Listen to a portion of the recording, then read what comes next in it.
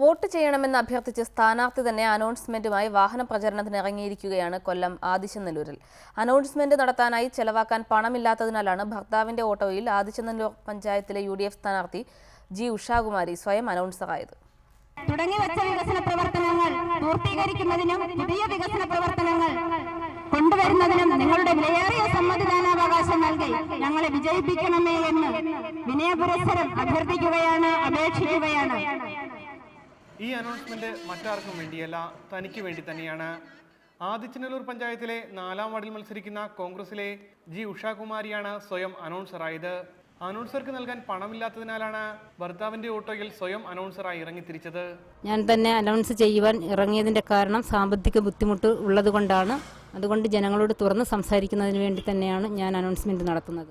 നിലവിൽ ഇതേ വാർഡിൽ നിന്നുള്ള പഞ്ചായത്ത് അംഗം കൂടിയാണ് ഉഷാകുമാരി. സ്വന്തം വികസന പ്രവർത്തനങ്ങൾ തന്നെയാണ് പ്രധാന പ്രചാരണായുധം.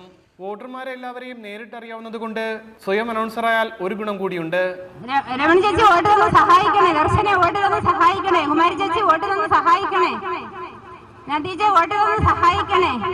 റിപ്പോർട്ടർ കൊല്ലം.